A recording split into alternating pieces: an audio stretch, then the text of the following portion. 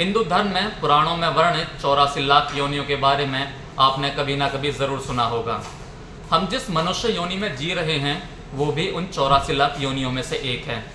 अब समस्या ये है कि कई लोग ये नहीं समझ पाते कि वास्तव में इन योनियों का अर्थ क्या है। ये देखकर और भी दुख होता है कि आज की पढ़ी लिखी नई पीढ़ी इस बात पर व्यंग करती और हंसती है कि इतनी सारी योनियां कैसे हो सकती हैं। कदाचित अपने सीमित ज्ञान के कारण वे इसे ठीक से समझ नहीं पाते।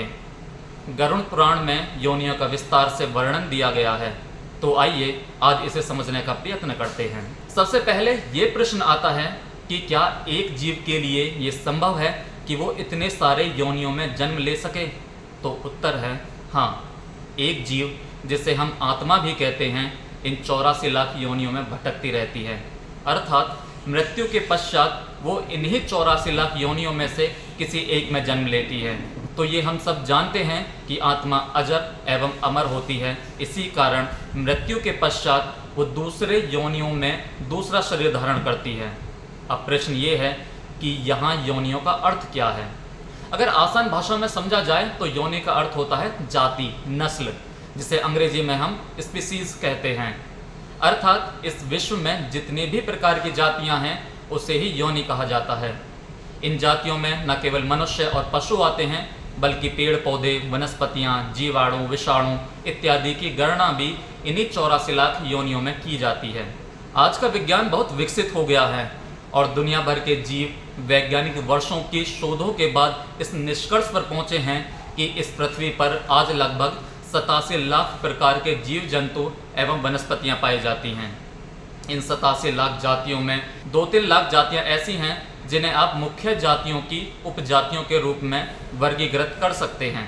अर्थात अगर केवल मुख्य जातियों की बात की जाए तो वो लगभग 84 लाख हैं।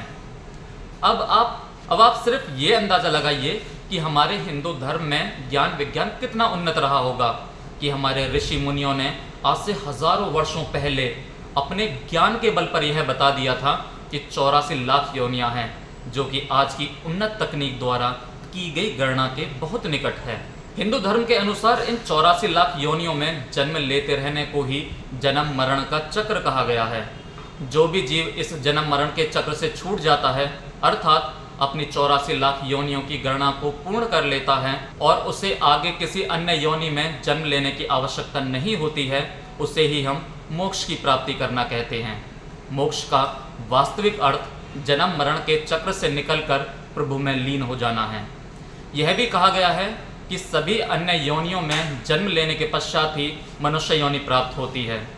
मनुष्य योनि से पहले आने वाले योनियों की संख्या 80 लाख बताई गई है। अर्थात हम जिस मनुष्य योनि में जन्मे हैं वो इतनी विरली होती है कि सभी योनियों के कष्टों को भोगने के पश्चात ही हमें प्राप्त होती है।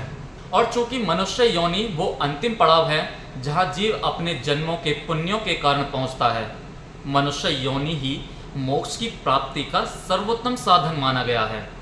विशेषकर कलयुग में जो भी मनुष्य पाप कर्म से दूर रहकर पुण्य करता है उसे मोक्ष की प्राप्ति की उतनी ही अधिक संभावना होती है। किसी भी अन्य योनि में मोक्ष की प्राप्ति उतनी सरल नहीं है जितनी कि मनुष्य योनि में है।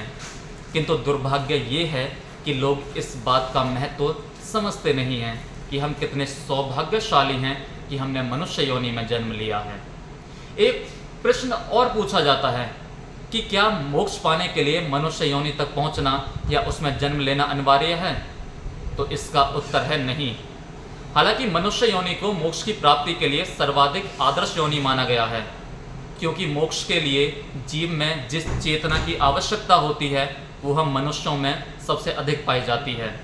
इसके अतिरिक्त कई गुरुजनों ने ये भी कहा है कि मनुष्य योनि मोक्ष का सोपान है और मोक्ष केवल मनुष्य योनि में ही पाया जा सकता है। हालांकि ये अनिवार्य नहीं है कि केवल मनुष्य को ही मोक्ष की प्राप्ति होगी, अन्य जंतुओं अथवा वनस्पतियों को नहीं। इस बात के कई उदाहरण हमें वेदों और पुराणों में मिलते हैं कि जंतुओं ने भी सीधे अपनी योनि से मोक्ष की प्राप्ति की।